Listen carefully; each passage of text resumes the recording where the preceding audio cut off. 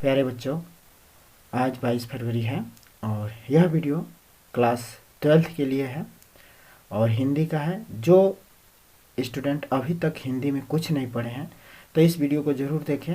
इस वीडियो से आज के आज ही तैयार होंगे और जो तैयार होंगे वो आपके परीक्षा में ज़रूर आ रहे हैं। तो इसको कम से कम इतना आप लोग ज़रूर पढ़ के जाइए अभी अभी, ठीक है। तो यहाँ पे देखिए, आपका प्रश्न संख्या 1 और प्रश्न संख्या 2 हिंदी गद्य के इतिहास और हिंदी पद के इतिहास से रहेगा, ठीक है। तो इसको इस समय आप लोग पढ़े होंगे तो दोहरा लीजिएगा और नहीं पढ़े होंगे तो इसको दोहराने की ज़रूरत नहीं है। अब जो होगा सो वहीं देखा जाएगा, ठीक है। तो इसको छोड़िए, हिंदी गद्य का इतिहास, हिंदी पद का इतिहास, ठीक है।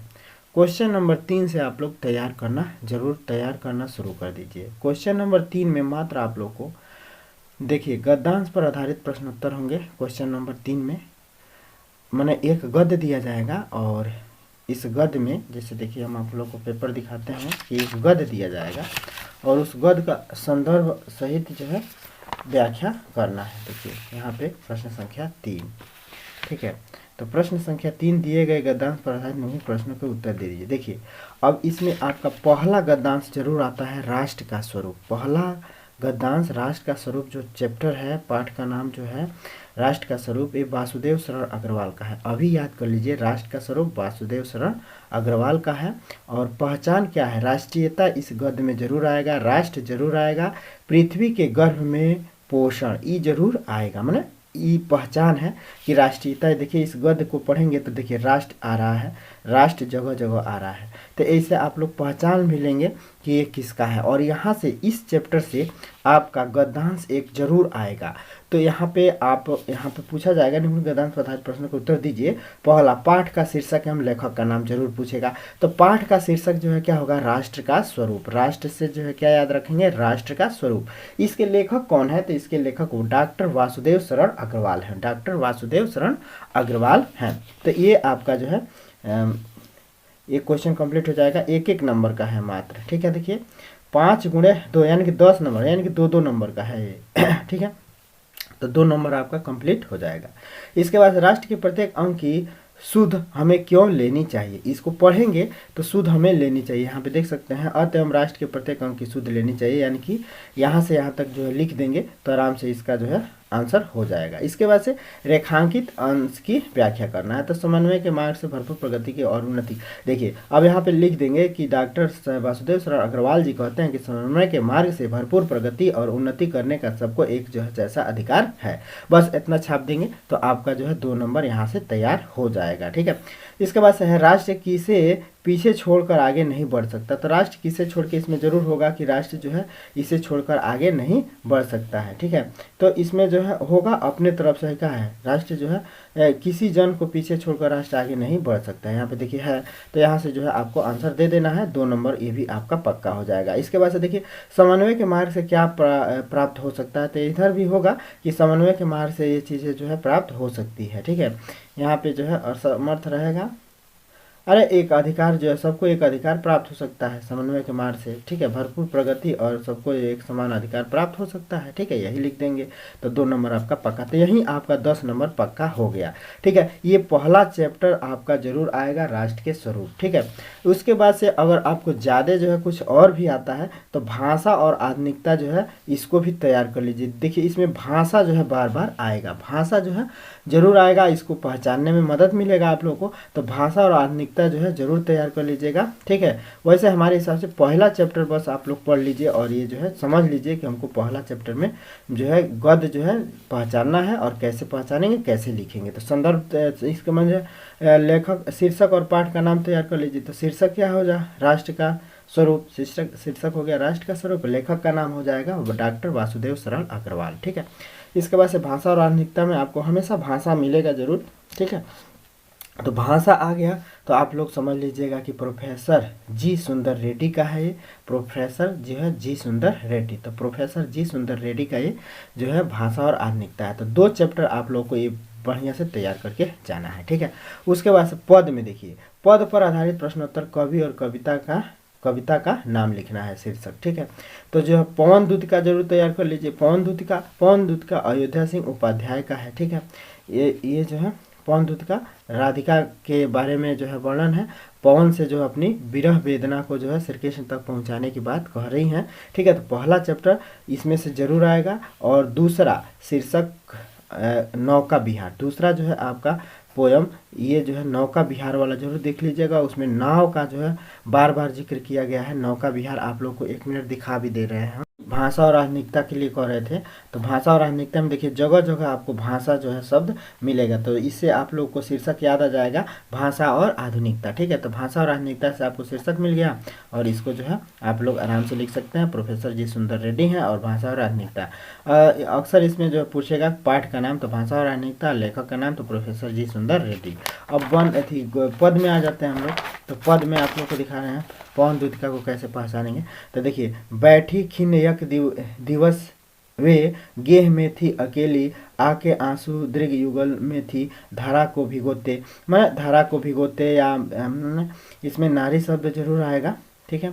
और कुलसित हुई काल की क्रूरता से प्रातः पवन, पवन जो है इसमें जरूर आएगा पवन दूतिका में, ठीक है। पवन कहीं ना कहीं जरूर आएगा, ठीक है। पवन दूतिका में पवन जो है जरूर आएगा।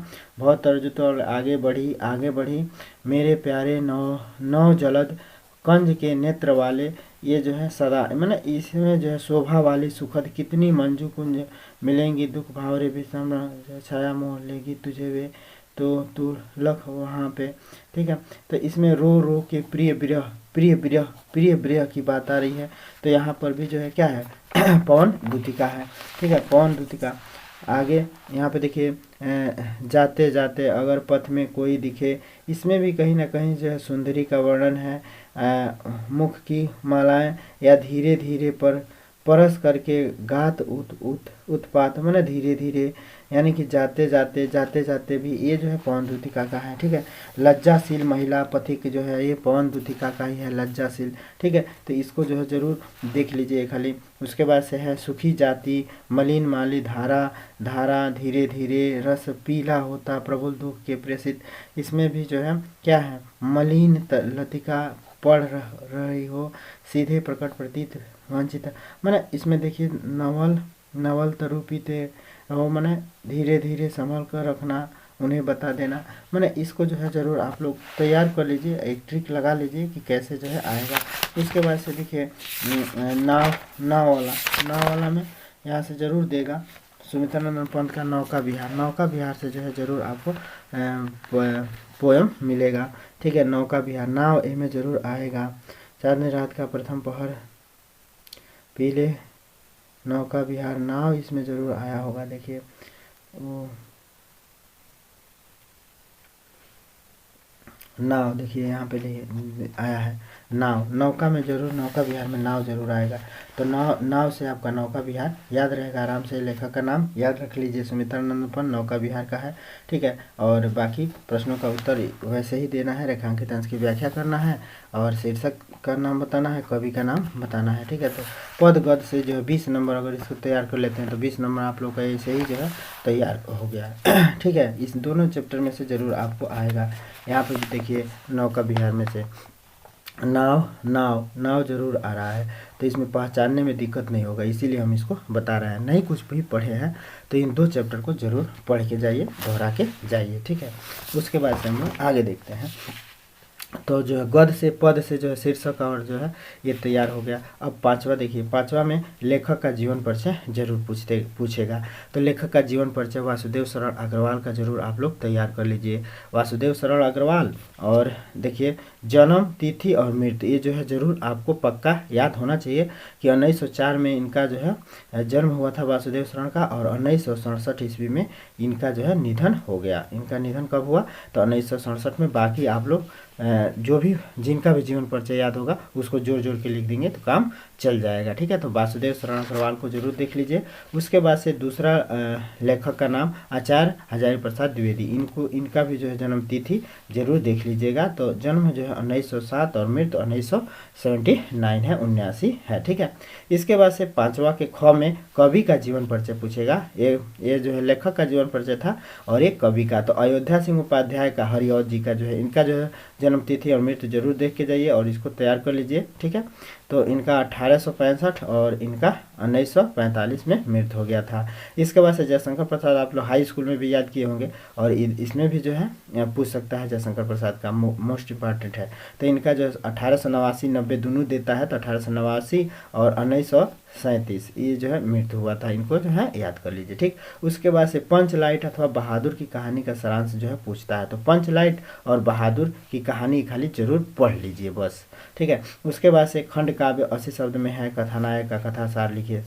इसमें जो है 7 सर्ग याद कर लीजिए, किसका, जैसे कि रश्मि रथी, हमारे कुशीनगर देवरिया में जो है रश्मि रथी चलता है, तो रश्मि रथी कर्ण के बारे में आप लोग देखे होंगे रामायण महाभारत में, वही लिख देना है। ठीक है, उसके बाद से संस्कृत गद्यांशों में से संदर्भ हिंदी अनुवाद करना है। अब संस्कृत के जो है संदर्भ जो है जरूर तैयार कर लीजिए। अब इसमें देखिए महामना मालवीय एक चैप्टर है, यह जो है जरूर हर साल पूछता है, एक पंचशील सिद्धांत है। ठीक है, ये दोनों ऐसे जो है चैप्टर हैं जिससे जो है आपको पाठ का नाम याद करने की जरूरत नहीं है, उसमें जरूर महामना मालवीय आएगा, तो समझ जाएंगे कि पाठ जो है क्या है, महामना मालवीय है। ठीक है, अब पंचशील सिद्धांत में पंचशील शब्द जरूर आएगा, तो यहाँ से आप लोग समझ जाएंगे कि पंचशील का है। आप लोग को दिखा देते हैं, देखिए महामना मालवीय, महामना मालवीय, देखिए यहाँ पे देखें महामन स्वीन, ठीक है, मदन मोहन, ठीक है, महामना मदन मोहन मालवीय इनका पूरा नाम था, तो चैप्टर का नाम महामना मालवीय है। ठीक है, इतने याद रखिए। तो इसमें महामना जरूर आपको मिलेगा, मालवीय आ रहा है, तो इससे जो है आपको चैप्टर का नाम जरूर याद आ जाएगा, महामना मालवीय है, इसीलिए इसको बता रहे हैं और ये पूछता भी है। यहाँ से देखिए महामना मालवीय, देखिए किस में 23 में भी पूछा है, 19 में भी पूछा है, 23 में भी पूछा है कि नहीं पूछा है। यहाँ पे देखिए, यहाँ पे 22 में भी पूछा है, जरूर पूछता है इसमें से महामना मालवीय में से। ठीक है, यहाँ पे देखिए 20 में पूछा है, तो ये महामना मालवीय का ही है, तो महामना मालवीय जरूर पूछेगा। ठीक है, तो यहाँ से जो है आपको महामना मालवीय का जो है आराम से मिल जाएगा। इसके बाद से पंचशील सिद्धांत में से हर साल जरूर पूछता है। यहाँ पे देखिए पंचशील शिष्टाचारी विषिका सिद्धांत, तो पंचशील जरूर है आ रहा है, तो समझ जाएंगे कि पंचशील सिद्धांत का है। ठीक है, और केवल संदर्भ लिखना है, तो संदर्भ में यही लिखेंगे कि प्रस्तुत गद्य हमारी पाठ्य पुस्तक के संस्कृत भाग में संकलित पंचशील सिद्धांत नामक पाठ से उद्गृत है। ठीक है, बस ऐसे ही लिख देना है कि प्रस्तुत गद्यखंड, एक गद्य है, ठीक है, संस्कृत का गद्य है, तो प्रस्तुत गद्यखंड हमारे पाठ्य पुस्तक के संस्कृत भाग में संकलित पंचशील सिद्धांत नामक पाठ से उद्गृत है। बस इतना लिख देना है। उसके बाद से जो है इसका हिंदी अनुवाद कर देना है। तो हिंदी अनुवाद आप लोग जो है अपने हिसाब से बिंदी उंदी हटा के हिंदी में लिख दीजिएगा, बात खत्म हो जाएगा। ठीक है, इसके बाद से देखिए श्लोक भी आएगा, तो एक श्लोक भी मैंने 2 श्लोक देगा, इसका जो है संदर्भ लिखना रहेगा। तो एक जातक कथा, ये जो है पहला जो है जातक कथा, इसमें न में रोचते भद्र, इसी को बस तैयार कर लीजिए। ठीक है, और प्रस्तुत पदांश श्लोक हमारी पाठ्य पुस्तक संस्कृत भाग में संकलित, इसका भी संदर्भ ऐसे लिख देना है। ठीक है, अनुवाद देखिए, तुम लोगों का इस उल्लू को राजा बनाना मुझे ठीक नहीं लगा, इस समय के क्रोधहीन मुख को ही देखो, क्रुद्ध होने पर यह कैसा विकृत हो जाता है। ठीक है, न में रोचते भद्र वह उल्लू कश्यामिनी सेचन, मैंने इसको जो है आप लोग पढ़े होंगे तो जो है जरूर बढ़िया से देख लीजिए। ठीक है, उसके बाद से सुभाषित रत्नानी, इनमें से हर साल जो है सुभाषित रत्नानी, और इसका जो है इसमें ट्रिक भी है कि भाषासु सुभाषित तम, ये जो है जरूर मिलेगा आप लोगों को। ठीक है, तो यहाँ से जो है आप लोग जरूर इसको जो है तैयार कर लीजिए। ठीक है, इसके बाद से जो है हम लोग आगे देखते हैं क्या आएगा। ठीक है, तो 8वां चैप्टर संस्कृत गद्यांशों के संदर्भ में है, तो महामना मालवीय और पंचशील सिद्धांत देख लेंगे तो काम चल जाएगा। ठीक है, उसके बाद से देखिए पदांशों और श्लोकों का संदर्भ अनुवाद, तो सुभाषित रत्नानी इसको तैयार कर लीजिए, जातक कथा इसको, मैंने सुभाषित रत्नानी में से एगो जरूर पद आपको मिलेगा। ठीक है, इसके बाद से इसके बाद से जो है प्रश्न संख्या 9 में मुहावरों का अर्थ प्रयोग आपको आएगा। तो इतना मुहावरा आप लोग जरूर तैयार कर लीजिए, ये जरूर आपको इसमें से एक मिल जाएगा। ठीक है, जले पर नमक छिड़कना, जले पर नमक छिड़कना, देखिए जैसे मुहावरा देगा तो क का जो है आपको उत्तर देना है, अर्थ प्रयोग करना है। एक लेखक का साहित्यिक जीवन परिचय, पंचलाइट, रश्मि रथी, दिए गए संस्कृत का हिंदी अनुवाद। उसके बाद से एक का अर्थ लिखना है, मात्र इसमें से एक एक का अर्थ लिखना है। ठीक है ना, यहाँ पे 9वां जो मुहावरा देगा निम्नलिखित मुहावरों में से किसी एक का अर्थ लिख कर वाक्य में प्रयोग कीजिए। ठीक है, तो इसमें से किसी एक का, तो चारों अगर तैयार कर लेते हैं ना तो एगो जरूर इनमें से लड़ जाएगा। ठीक है, यहाँ पे देखिए मुहावरों का अर्थ प्रयोग, तो इन चारों का हम बता दे रहे हैं। जले पर नमक छिड़कना, इसका अर्थ हो गया दुख पर और दुख देना, दुख पर और दुख देना। इसका प्रयोग देख लीजिए, श्याम तो ऐसे ही दुखी है और उसे ताने मार मार कर आप जले पर नमक छिड़क रहे हैं। ठीक है, तो ऐसे आप लोग लिख सकते हैं। ठीक है, उसके बाद से देखिए आँख का तारा होना, आँख का तारा होने का मतलब अत्यंत प्रिय होना, यानी कि राम माना इसका अर्थ हो गया अत्यंत प्रिय होना। राम कौशल्या के क्या थे, आंखों के तारा थे, राम कौशल्या की आंखों के तारे थे। ठीक है, तो ऐसे लिख देंगे, वाक्य प्रयोग हो गया। उसके बाद अपना उल्लू सीधा करना, इसका मतलब होता है स्वार्थ सिद्ध करना। इसका मतलब क्या होता है, स्वार्थ सिद्ध करना, यानी कि आजकल नेता लोग वोट के लिए खुशामद करके अपना उल्लू सीधा करते हैं। तो बस इतना आप लोग को तैयार कर लेना है। इसके बाद से देखिए एक और है हवा से बातें करना, हवा से बातें करने का मतलब तेज दौड़ना, हवा से बातें करने का मतलब तेज दौड़ना। तो राणा प्रताप का जो घोड़ा था वो हवा से बातें करता था, ऐसे लिख देंगे। उसके बाद से प्रश्न संख्या 10 देखिए, तो प्रश्न संख्या 10 में इस साल कुछ हो सकता है बदलाव होगा कि संधि विच्छेद के जगह पे आप लोग को अपठित गद्यांश दिए जाएंगे और यहाँ से क्वेश्चन उस गद्यांश को पढ़ के और जो है देना रहेगा, संभवतः ऐसे ही आएगा।